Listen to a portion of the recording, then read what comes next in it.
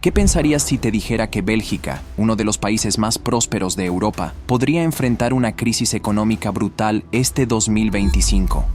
Suena increíble, pero la combinación de su nivel de endeudamiento y su dependencia de la estabilidad continental podría llevarlos a un colapso financiero. Bélgica tiene una deuda pública que supera el 100% de su PIB, lo que significa que gran parte de sus recursos están destinados a pagar viejas deudas con intereses y no a impulsar el desarrollo. Además, los frecuentes conflictos entre sus regiones, que incluso hablan idiomas diferentes, dificultan la toma de decisiones económicas efectivas. La presión de la subida de precios a nivel global y las secuelas de la pandemia también afectan su capacidad para recuperarse rápidamente. Sin exagerar, si no se implementan reformas urgentes, Bélgica podría enfrentar serios problemas próximamente. ¿Te imaginabas que ese país estaba tan endeudado? Házmelo saber en la caja de comentarios. Pero este no es el único que puede caer en la quiebra este año. Averigüemos juntos cuáles más podrían terminar así. Empecemos por Corea del Norte. Quizá no sea una sorpresa para ti saber que Corea del Norte lleva siendo desde hace mucho una bomba de tiempo, pero que es el país más cerrado e inaccesible del mundo, enfrenta una tormenta económica perfecta que podría llevarlo al abismo financiero este mismo año. Si bien más del 80% del comercio norcoreano depende de China, las sanciones internacionales y el distanciamiento de Pekín están ahogando al gobierno de Kim Jong-un. Sus empresas están siendo expulsadas de territorio chino y sin ese salvavidas, Corea del Norte no tiene cómo financiarse. El resultado, fuga masiva de dinero en efectivo y escasez. Además, viven en un enorme déficit. Esto significa que gastan más en traer desde afuera petróleo y alimentos de lo que ganan vendiendo afuera carbón y minerales. Ahora, ¿en qué gasta un territorio tan empobrecido? Bueno, su gobierno deja $1 de cada $4 en su maquinaria militar para supuestamente defenderse de potencias militares como Corea del Sur y Estados Unidos, las cuales, de acuerdo a lo que las autoridades señalan, se la pasan interesadas en agredirlos. Lo peor no es eso. Las fábricas están obsoletas, la infraestructura en ruinas y tienen un sistema energético colapsado. En fin, una situación difícil de halagar. Mientras tanto, la población pasa bastante hambre. No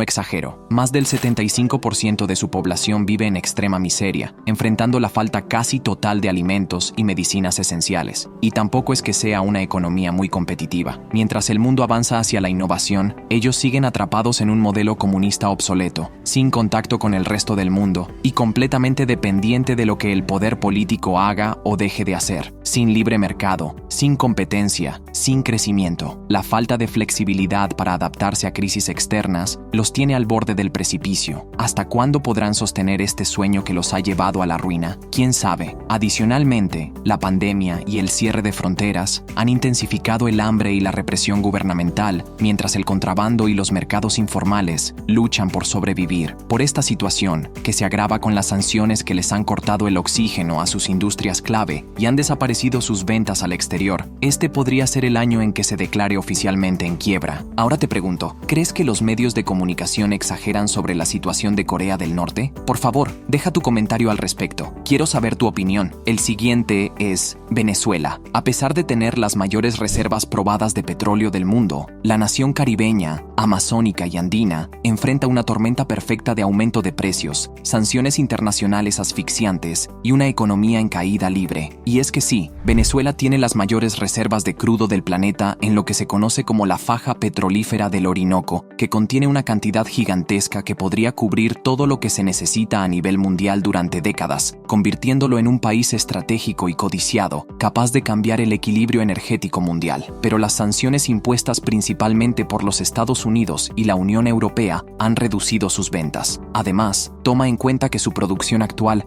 ronda apenas 1 millón de barriles diarios, muy lejos del pico histórico de casi 3 millones. Esto es mucho decir, porque el 95% de las ganancias nacionales vienen del petróleo y el precio internacional es impredecible. Si el valor del barril cae, Venezuela podría perder muchísimo dinero. Aunque la empresa Chevron intentó reactivar la producción, los recursos no están alcanzando para cubrir las deudas y las importaciones básicas, tanto así que la inflación no para de subir allá. Este año el aumento podría superar el 125%, según expertos. Los precios se duplican en menos de un año. Y claro, los salarios no alcanzan ni para comprar alimentos básicos, mientras que el gobierno no tiene un plan real para frenar esta catástrofe monetaria. Hablando de este último, la inestabilidad política, la corrupción y las expropiaciones han espantado a los inversionistas. Ni siquiera China y Rusia, sus socios internacionales más poderosos, quieren prestarles a las autoridades venezolanas más dinero. Sin ingresos frescos, las fábricas no producen, los campos no se siembran y la infraestructura se cae a pedazos. Porque sí, allá las carreteras son intransitables, los puertos están colapsados y la electricidad falla diariamente. Hasta las refinerías de petróleo no cuentan con mantenimiento ni modernización. Resultado, más pobreza y menos empleos. Otro que puede quebrar es Zimbabue. Aquí estamos hablando de un país que ya vivió una hiperinflación del ya va, déjame ver bien, que son demasiados ceros, 500.000 millones %, y está al borde de un nuevo colapso. Zimbabue es un verdadero tesoro mineral oculto en África, con algunos de los minerales más codiciados del mundo. Destacan el oro y el platino, que generan miles de millones en exportaciones y atraen gran inversión extranjera. Además, posee vastas reservas de diamantes, cromo, cobre, níquel y hasta minerales raros como el rodio e iridio, metales extremadamente valiosos y demandados en industrias tecnológicas y automotrices. Pero la corrupción desenfrenada, el contrabando y la pésima gestión de la economía y de los recursos han convertido esta ventaja en un espejismo. Las minas están controladas por élites políticas y ¿qué se puede esperar de ahí? Bueno, un territorio con oro en el subsuelo y hambre en las calles. Y podrás pensar que la gente no come metales preciosos, sino comida. Tienes razón. Lástima que las expropiaciones de tierras a los agricultores expertos hundieron al que fue el granero de África. Ahora, en ese suelo tan fértil, falta tecnología, semillas y financiamiento, y los campos producen menos de la mitad de lo que hace 20 o 30 años. Zimbabue pasó de abastecerse a sí misma en muchos productos a importar casi todo. Su moneda es el dólar. Y no es en la que estás pensando. Es el dólar zimbabuense, no el estadounidense. A diferencia de este último, el primero es un chiste. Se cae a pedazos cada día. Como ya te mencioné, la hiperinflación ya arrasó con la economía una vez y en cualquier momento podría repetirse la pesadilla. Con decirte que los ciudadanos prefieren usar los otros dólares, los que sí son valiosos, o hasta bitcoins antes que su propia moneda. Es muy triste, pero ningún zimbabuense presta dinero a sus compatriotas. Los bancos no tienen efectivo suficiente, las empresas no pueden expandirse y los emprendedores no tienen acceso a créditos para hacer nuevas inversiones. Y por supuesto, sin financiamiento, la situación no puede mejorar. Todo este desastre que te he mencionado ha hecho que doctores, ingenieros, científicos y toda clase de profesionales huyan. La nación africana pierde población frecuentemente, dejando hospitales sin médicos y empresas sin técnicos. Y antes de continuar, no olvides suscribirte a este canal para que no te pierdas de nuestro interesante y de darle me gusta a este video. Muchas gracias. Ahora viene El Salvador.